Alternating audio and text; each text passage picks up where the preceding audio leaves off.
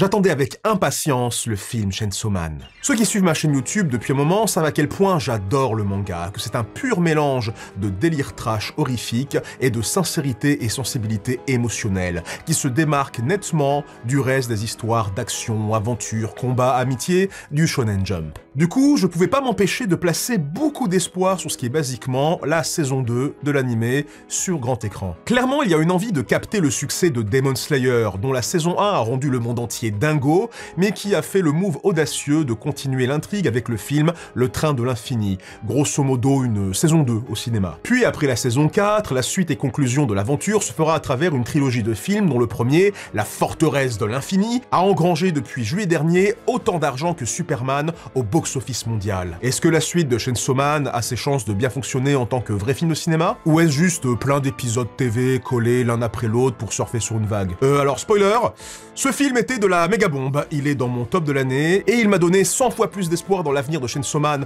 en tant que projet d'animation que ce que la saison 1 de l'anime proposait. Si vous voulez savoir comment j'en suis arrivé à cette conclusion, bonjour toutes et à tous, ici Larit Moderne, et voici ma critique de Chainsaw Man le film, l'arc de Rézé.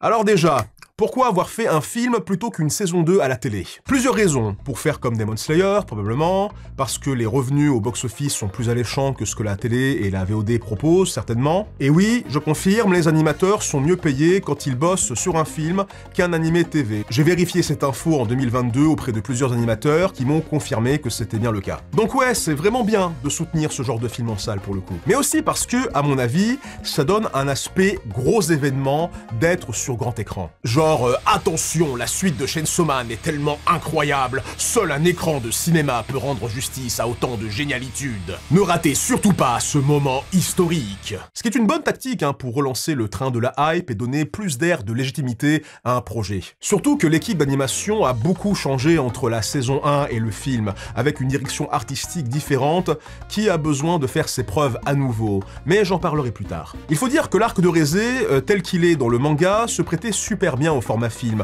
contrairement à Demon Slayer, Le Train de l'Infini, qui est très cool, soit dit en passant, mais n'avait pas une structure giga idéale pour le cinéma. Ça faisait un peu genre, on va passer 80% du film à tuer un démon sur un train, puis 20 minutes avant la fin, il y a un autre démon 100 fois plus fort qui débarque pour dire « Ha ha ha, vous ne me battrez pas, à moins d'être à la fin de l'histoire !» Pour vous dire, l'arc de Rézé, dans le manga, tient juste à peine sur plus d'1 tome et demi. Voilà, regardez. Voilà, vous voyez ça? Je tiens dans mes mains les 2 derniers épisodes de la saison 1 et tout le film. D'ailleurs, ça parle de quoi au juste, cet arc de Rézé? Pour résumer rapidement, Denji, un garçon capable de se transformer en homme tronçonneuse après avoir fusionné avec son compagnon Pochita, un démon tronçonneuse aux airs de chien, commence à connaître succès et stabilité en tant que Devil Hunter, un chasseur de démons travaillant pour le gouvernement. Il s'entend mieux avec Aki, son supérieur taciturne et déterminé, il gère mieux son binôme Power, la capricieuse et arrogante démone du sang qui a possédé un cadavre humain, et il commence à avoir les faveur de Makima, la mystérieuse et envoûtante chef de sa brigade dont il est éperdument amoureux. Dire qu'il voudrait être l'ombre de son chien serait un euphémisme. Mais après un rencard avec Makima, il fait la rencontre de Rézé, le genre de fille adorable, sucrée, excentrique et pleine d'énergie qu'on voit dans les comédies romantiques des années 2000 et qui aurait été étiquetée à la va-vite de Manic Pixie Dream Girl par un pigiste sous-payé chez Slate ou Jezebel, et c'est un peu trop spécifique en fait ma blague, ignorez. Le courant passe super bien, c'est un début d'amourette estivale totalement idyllique, et du coup, Denji, en tant que mec qui a vécu dans les poubelles 99% de sa vie et n'a jamais connu le toucher d'une femme avant le mois dernier, a le cœur et cerveau complètement chamboulé. Il y a maintenant 2 femmes qui se disputent dans le fin fond de son être pour la place de plus grand amour de sa vie. Comment va-t-il gérer ce dilemme, tout en sachant qu'en plus, un monstre mi-humain mi-bombe essaye de le tuer et d'arracher son cœur, commettant ainsi de nombreux massacres au passage. Ouais, dur très dur de faire la part des choses entre les sentiments et le boulot. Je vais essayer de diviser ma vidéo en 2 entre ceux qui veulent mon avis sans spoiler, puis avec. Je vais chapitrer la vidéo en fonction, vous inquiétez pas. Déjà, j'aime beaucoup la structure de l'histoire, parce que c'était déjà comme ça dans le manga, bien sûr, mais aussi parce que ça montre les différentes facettes du talent narratif de Tatsuki Fujimoto, l'auteur original de Chainsaw Man. Quand on pense à son travail, on a souvent en tête des images de combats frénétiques et sanglants, d'horreur abjecte et de désespoir dévastateur qui t'amènent à faire cette tronche-là. Mais Fujimoto, c'est aussi quelqu'un qui sait capter la beauté et la délicatesse des sentiments à travers des moments particuliers du quotidien. Pour lui, dessiner un manga avec une amie, faire un film pour gérer ses émotions ou s'occuper de sa petite sœur, c'est aussi important que tuer des démons à coups de tronçonneuse ou des super mutants à coups de poing en feu. Il suffit de lire Adieu Eri ou Look Back pour s'en convaincre, ou voir l'adaptation au cinéma de Look Back, qui était d'ailleurs un des meilleurs films de l'année dernière. Encore la preuve que Fujimoto au cinéma, ça marche du tonnerre. Du coup, on est devant un film dont la première moitié est une tranche de vie et comédie dramatique romantique, tandis que la seconde moitié est un enchaînement ultra vénère d'action et baston non-stop qui va vous exploser le crâne et liquéfier vos yeux admiratifs. Et c'est pas genre oh, il y a deux films différents qui se suivent sans se toucher, non, non, non, non. Le développement de personnages et les enjeux émotionnels de la première moitié trouvent leur écho et réponse dans la seconde moitié. C'est à travers les combats et l'action que Denji fait le tri de ses sentiments et essaye de trouver une réponse à son dilemme émotionnel. C'est pas le seul personnage qui a un arc développé de façon fluide et efficace d'ailleurs. Aki, qui est un peu le deuxième protagoniste de l'histoire, est en duo avec un démon-ange. Le premier est un homme taciturne mais sensible au fond, détestant les démons autant que perdre ses camarades et proches, et capable de littéralement réduire son espérance de vie pour atteindre son objectif ultime, tuer le redoutable démon flingue, ou juste sauver ceux autour de lui. Le deuxième est un démon qui semble pris de désintérêt pour la vie, maudissant son existence de travail forcé, espérant un jour connaître la douce étreinte de la mort, peut-être par culpabilité d'une faute passée, et dont le pouvoir consiste à aspirer l'espérance de vie de tout ce qu'il touche pour le changer en arme. Donc voilà, hein, vous voyez déjà comment ces deux personnages sont des miroirs de l'un vers l'autre et comment ils peuvent se connecter. Et c'est dans cet arc qu'on a un thème très récurrent qui reviendra jusqu'à la fin de la partie 1 du manga, la fable du rat des champs et rat des villes. Tous les personnages dans Chainsaw Man seront face au choix de privilégier un bonheur simple et humble garantissant sécurité, comme le rat des champs qui mange frugalement mais en paix, ou une vie d'opulence, d'opportunités à saisir et désir à potentiellement assouvir, mais présentant de grands risques, comme le rat des villes qui mange tout ce qu'il veut, mais sous la menace constante des chats et des hommes. Certains trouvent que ce thème pourrait être un peu plus développé dans ce film, mais c'est normal, c'est à la base un manga de 11 tomes, donc ce motif est amené à revenir et à être développé plus tard. Mais c'est une façon super efficace de ranger les personnages entre deux camps, deux philosophies de vie qui les mèneront vers des chemins semés d'embûches. Ensuite, bon là, faut qu'on parle de l'animation et la mise en scène, qui sont là pour donner corps à cette histoire. Pour ça, faut que je vous donne mon opinion rapido sur la saison 1 de l'anime. Si un jour je fais une critique de la saison 1 de Chainsaw Man, je pense que je la finirai comme ça. L'anime Chainsaw Man ressemble à ce qui se fait de mieux dans l'industrie de l'animation japonaise en ce moment, mais le manga Chainsaw Man, lui, ne ressemble à aucun manga shonen de son époque. Vous la voyez là, la nuance? Hein, voilà, en fait, c'est-à-dire que le premier est super bien fait et s'intègre dans les conventions de ce qu'on attend d'un bon animé d'action respectable et grand public, tandis que le deuxième, eh bien, il est surprenant, il se démarque et voire sort des conventions attendues d'un manga shonen normal. C'est pour ça qu'il y a un groupe significatif de fans du manga qui ont un souci avec l'anime Chainsaw Man. Le réalisateur de la saison 1, Ryu Nakayama, a déclaré lors d'une interview qu'il voulait faire un animé qui ne fasse pas trop animé, dans le sens pas dans l'esthétique dominante classique que les otaku japonais aiment bien. Pas de filles aux cheveux roses ouverts, pas de moe, faire des expressions faciales plus retenues, donc moins exagérées, et sans effet comique, genre profusion de sueur et tout, même lors des moments d'humour, moins d'exagération aussi dans le jeu d'acteur vocal. Bref, faire un truc plus sombre, photoréaliste, terre-à-terre, plus proche du cinéma live-action en somme. Et pour pas mal de fans du manga, c'est trop propre, trop lisse, trop hollywoodien, trop classique dans sa démarche de reproduire les codes du cinéma live-action en animation, au lieu de partir dans des délires que seule l'animation peut faire. Il voulait sûrement un truc plus punk, plus crade, plus imaginatif, plus cinglé, barjot et foutraque. Une œuvre qui n'a pas peur d'être bizarre, déroutante et de remettre en question les idées préconçues de ses spectateurs, tout comme le manga qui a réussi réussi à gagner un immense succès sans compromettre son aspect chelou, contestataire et piquant. Bon alors moi, je suis pas aussi sévère que ces fans-là, hein, je tiens à le dire. Je pense que les 4 premiers tomes de Chainsaw Man n'atteignent pas encore tout à fait le niveau de folie qui te fout un coup de poing surprise dans les tripes qu'aura la suite. Et pour les gens qui ont commencé les animés avec le Covid et qui sont plus habitués à One Piece, My Hero Academia, Jujutsu Kaisen ou Demon Slayer, la saison 1 de Chainsaw Man repoussait déjà bien fort pour eux les limites de l'acceptable et du conventionnel dans ce qu'ils attendent de ce genre d'animé, basé en tout cas hein, sur les réactions en ligne et les youtubeurs. Et c'est vrai que Tatsuki Fujimoto, en plus d'être un gros cinéphile qui aime le cinéma bis, les séries B, le gore et l'horreur fantastique du style L'attaque des tomates tueuses, Sadako vs Kayako, Tokyo Gore Police ou Sous la Seine, bah il aime bien aussi les films américains respectables, bien foutus, les Tarantino, les frères Cohen, Interstellar, Star Wars. Mais voilà, comme je l'ai dit, Fujimoto est le genre de gars qui mélange sans souci le classieux et le beau avec le dégueu et le maboule. C'est le genre de mec qui regarde des merdes là comme Mega Shark versus Giant Octopus ou même Sharknado et puis se dit ça m'inspire artistiquement tout ça. Et ça donne une des scènes d'affrontement les plus dantesques que jamais lui ait vues. Le gars en fait c'est la pierre philosophale, il transforme Sharknado en or et prouve que la matière la plus crue et miteuse peut être transcendée. Donc si t'essayes d'être trop respectable et présentable, bah tu fais plus tout à fait du Fujimoto. Et je suis un peu d'accord pour dire qu'il manque à l'animé ce grain de folie qui rendait le manga spécial. L'exemple que vous allez me voir ressortir tout le temps jusqu'à ma mort, c'est le combat de Aki contre Katanaman. Dans le manga, Fujimoto joue avec les codes de la bande dessinée pour utiliser les bordures blanches des cases, les gouttières, pour l'action de son histoire. Quand Aki utilise sa lame maudite pour percer son ennemi, un doigt blanc horrible d'un démon résidant dans une autre dimension passe par la gouttière pour faire une pichenette propulsant la lame. Littéralement, le truc qui sert à séparer les cases dans un manga font maintenant partie de la réalité du récit et servent à l'action.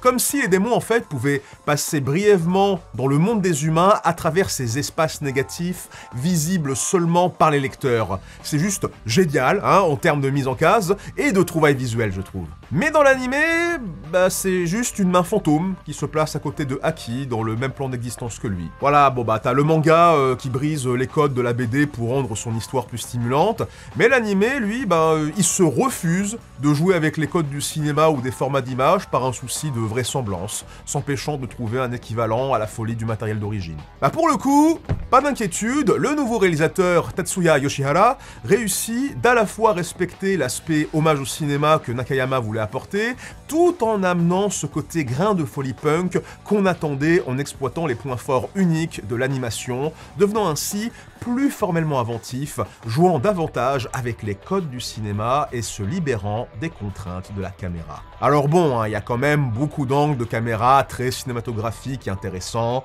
fisheye, plan rapproché grand angle, plan cassé ou de jungle, plan aérien, des beaux panoramas et des caméras placées genre sur une gouttière ou sous un panneau promotionnel de restaurant pour donner un sens de réalité concrète et physique. Mais t'as aussi des angles de caméra plus déments, genre placer la caméra sur un missile à tête chercheuse ou sur la tête de Chainsaw Man, ce qui fait que tu vois une tronçonneuse qui ressort du côté de l'image et c'est très marrant. Il y a beaucoup plus de changements de style graphique, de déformations comiques ou dynamiques et d'effets d'illustration alternant entre figuratif fun et abstrait stylé via le pouvoir de l'animation débridée. Par exemple, dans ce film, Denji est accompagné de Beam, un homme requin super fanatique de Chainsaw Man. Et quand ils sont ensemble, les personnages deviennent très cartoon, élastiques et bondissants, ponctués par des bruitages de Looney Tunes, pour souligner qu'ils vibent sur la même longueur d'onde de conneries. On voit le contour des personnages prendre un effet encre de Chine super secoué et tremblotant lors des moments d'agitation ultra vénère. Parfois même, les contours sont désynchronisés ou légèrement éloignés des personnages,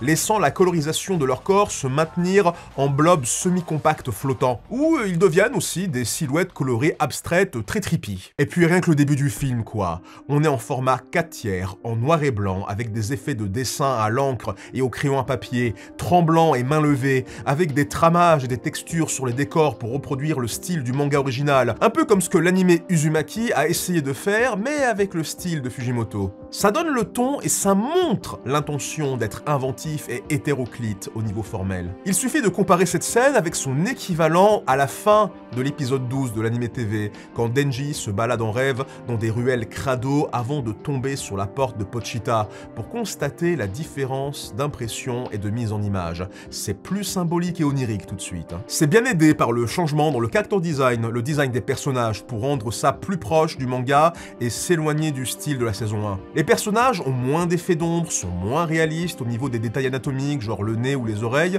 et ont des traits de contour plus fins. Mais, un peu comme Look Back à sa façon, c'est plus fidèle au style du manga. Et ce qu'on perd en détail, on le gagne en stylisation, personnalité et expressivité. Moins de détails et de traits égale plus de facilité et de liberté pour les personnages de bouger. C'est pour ça que je ne souscris pas à la réaction des super défenseurs de la saison 1 qui, en réactance à la sévérité et la méchanceté de ceux qui ont critiqué la saison 1 trop durement, commencent à défendre leur agenda avec des arguments anti-artistiques, ignorants, genre ouais, c'est devenu moins détaillé, réaliste, donc c'est nul, on a perdu en qualité. Ou encore des arguments du style non mais le réalisateur c'est un naze, il réalisait Black Clover quoi. Quelle série mid. S'ensuit alors un des pires mèmes de 2025, Chainsaw Man saison 1 RTX on, Chainsaw Man le film RTX off. Prouvant encore qu'il y a des fans animés qui tombent dans les mêmes travers que certains gamers au point de pas savoir faire la différence entre haute fidélité graphique et qualité stylistique et artistique, encore à comparer le talent créatif et des décisions humaines sensibles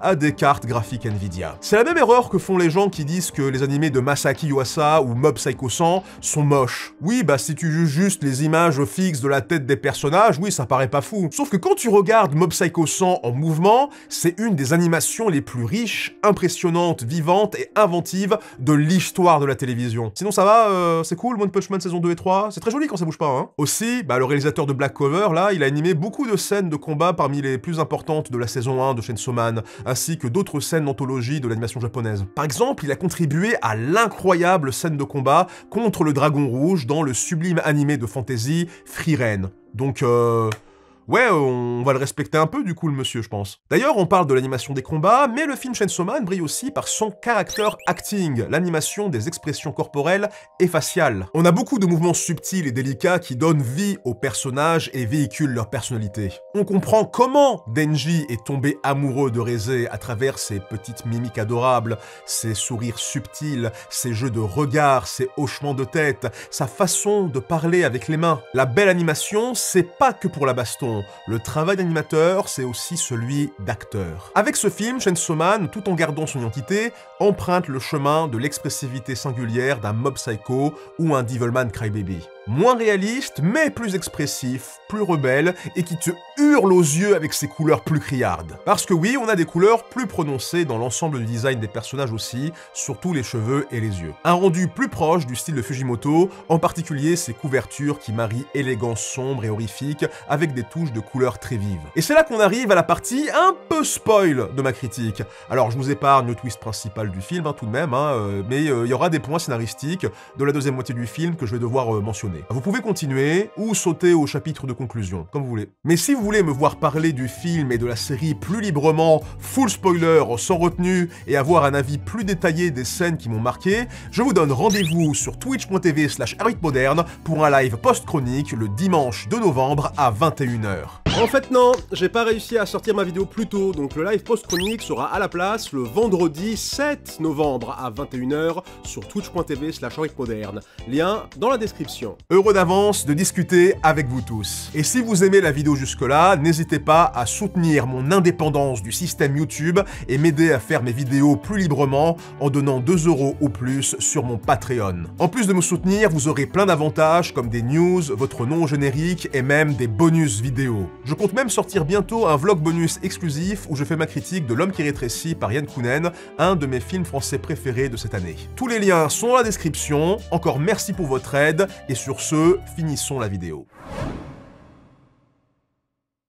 Comme je le disais, on a dans ce film des couleurs plus vives et prononcées que dans la série, tout en gardant quand même une ambiance sombre et glauque. On a des moments d'apaisement et de sérénité en bleu aquatique ou en jaune clair étincelant et solaire, des moments d'horreur apocalyptique tout en rouge sang illuminé par une lune rousse ou des instants de suspense tout en vert glauque. Un moment intéressant, c'est quand Rézé, codé en rouge et illuminant une pièce de cette couleur, se fait approcher par un gros maboule, là fan de Taxi Driver, qui est codé en vert et remplace donc la lumière environnementale en conséquence, marquant son intrusion malvenue. Il y a aussi ce moment un peu inquiétant, puis rassurant, quand on traverse une vieille ruelle un peu bresson avant d'arriver dans un puits de lumière qui crame la caméra avant de révéler un petit café cosy. Bonne façon de créer un effet suspense avant d'arriver à la lumière au bout du tunnel. Beaucoup de moments aussi où l'image devient négative ou perd ses couleurs avant une explosion provoquée par l'espèce de démon-bombe là. J'adore d'ailleurs quand les poings ou pieds de ce dernier deviennent incandescents et chauffés à blanc avant un gros boom allant du jaune au rouge en passant par l'orange. D'ailleurs, son gros uppercut explosif dans la face de Denji à l'intérieur d'un immeuble, c'est le miroir inverse de la scène de Mob Psycho où Mob plonge dans un torrent d'explosions rougeoyants. Ah, les grands esprits se rencontrent et font tout péter. Les explosions dans ce film sont des feux d'artifice riches en effets psychédéliques et captivants, en étincelles zébrant à travers les airs et en couleurs bariolées et étrangement chatoyants, étant donné le nombre de gens morts à cause d'eux. Ouais, dans ce film, les gens se sont pris l'équivalent de 14 juillet dans la gueule. C'est super joli, mais ça pique. Je parlais de moments de sérénité en bleu il y a une minute et... oh là là, alors, faut qu'on parle de la scène de la piscine. La sublime et émouvante scène de la piscine, dans un bleu cristallin et paradisiaque, d'une immense beauté romantique et un peu érotique, hein, il faut le dire, essayant de rendre le plus artistique possible des ébats et moments de complicité entre deux jeunes et le rapprochement de leur cœur et leur corps. Deux amours jeunes à la vie compliquée qui trouvent enfin un bout de liberté, de pure apesanteur ensemble, loin du monde pesant, servis par une mélodie au piano touchante, partagée entre douceur et mélancolie, par le toujours aussi génial Kensuke Ushio, dont la BO de la saison 1 mettait tout le monde d'accord. Mon moment musical préféré, c'est quand le thème du festival estival, où Denji et Rézé se baladent, passe du délicat, envoûtant, mélancolique et merveilleux, à l'inquiétant, l'hypnotisant et l'horrifique, quand la réalité de chasseur de démons de Denji le rattrape. On a le piano qui glitch, des effets techno et industriels, de l'écho, accélération, cœur angoissant, plein de trucs comme ça. Vraiment très mémorable. Et puis bien sûr, je peux pas finir cette vidéo sans parler du combat contre le démon Typhon, ce gros bébé dégueulasse constitué d'intestins au tourbillon pouvant contrôler la météo. Ouais, seulement dans Chainsaw Man, hein, ce genre de dinguerie. Je vais pas vous dire son rôle dans l'histoire ou pour qui il travaille précisément, mais je peux vous dire qu'on a eu grâce à lui un des meilleurs moments d'action de 2025 et la preuve définitive de la liberté artistique de ce nouveau Chainsaw Man. Vous avez ce passage fantastique à l'intérieur du cyclone avec Denji sur le dos de Beam transformé en requin ambulant à 6 pattes et c'est glorieux, on dirait genre le tableau de Napoléon sur son fier destrier, mais avec un mec cool à la place. L'alliance ultime entre les films d'horreur de tronçonneuse et les films de requins. L'amitié entre Massacre à la tronçonneuse et les Dents de la Mer, affirmée à l'écran. Et en charcutant ensemble le démon Typhon, on a des changements de couleurs pétants et crades et grunge à la fois, des traits plus prononcés, des ombres plus dures, presque comme du Koike, hein, les vrais savent, les vrais savent. Puis l'animation qui se déforme à travers les choix d'angle dynamique et l'intensité de l'action devenant plus élastique, voire même plus liquide, plus aqueuse, très appropriée au milieu d'un typhon que tout ce qui vole à l'intérieur devient semblable à des gouttes d'eau en fait. C'est très Shinya Oira comme façon d'animer les personnages et les éléments environnants, ça fait tourner la tête, t'es presque au bord du mal de mer, mais t'es tellement éberlué et hypnotisé par cette danse liquide et vif et clair à la fois, tu décroches pas une seule seconde et tu passes du bon temps. Et ça se finit en apothéose avec un freeze frame style Harmonicell quand l'image dans un animé se fige sur un moment dramatique au point de devenir une peinture, mais en plus punk, sanglant et sale lors de la mort du démon Typhon, tout en gardant du volume sur les personnages. Ils prennent plus de détails et de relief, ils paraissent plus solides et forts après avoir abattu leur ennemi liquéfacteur. On dirait un album de hard rock horrifique ou de death metal, ou juste le tome 1 du manga Chainsaw Man en fait. C'est là que j'ai eu la confirmation à 300% que Chainsaw Man allait prendre la direction artistique que j'attendais le plus, et j'espère qu'une chose, c'est que la saison 3 de la série TV, ou la 2, je sais pas comment ils vont la compter, continuera sur cette voie. En conclusion, Chainsaw Man, le film, l'art créé, est une réussite à tous les niveaux. Non seulement c'est une fantastique saison 2 cinématographique à l'animé de 2022, mais il fonctionne aussi beaucoup mieux en tant que film de cinéma, pensé en tant que tel, que ses concurrents dans le domaine. La mise en scène et le style artistique mixent ce qui était réussi dans l'approche réaliste et sombre de la saison 1, avec des aspects plus fous, innovant et punk qu'on voit dans des prods comme Mob Psycho, Devilman Crybaby ou Space Dandy, pour finalement arriver à quelque chose de délicieusement hétéroclite, à l'identité à la fois unique et proche du manga dans l'esprit. C'est subtil et délicat dans les bons moments, et c'est débile, agressif et ravagé du cerveau dans les autres. C'est un mélange de chaos et de tendresse, bref, c'est le Chainsaw Man que j'aime. Merci d'avoir vu cette vidéo jusqu'au bout, j'espère que cette critique vous a plu et vous a convaincu de voir Chainsaw Man en salle de cinéma et même de vous revoir la saison 1 ou même la voir si vous l'avez jamais vu avant. N'oubliez pas mon live post-chronique le 2 novembre à 21 h sur twitch.tv/hermitmoderne. Encore une fois, correction, ce sera pas le 2 mais le 7 novembre, le vendredi 7 novembre à 21 h, lien de mon Twitch dans la description. Merci au passage à tous mes contributeurs Patreon, qu'ils soient d'aimables sédentaires contemporains ou de glorieux ascètes actuels, dont j'honore les noms pour m'aider à exister en donnant 5 € ou plus. Et spéciale dédicace à Solo Bodor, qui a son illustre nom mentionné de vive voix pour son soutien généreux de 10 €. Énorme merci, c'est vraiment très généreux de ta part, merci de faire vivre la chaîne. Vraiment, si j'arrive un jour à m'émanciper du système YouTube, ce sera grâce à des spectateurs comme vous. Continuez à faire vrombir la tronçonneuse dans votre cœur, et à très bientôt pour de nouvelles chroniques.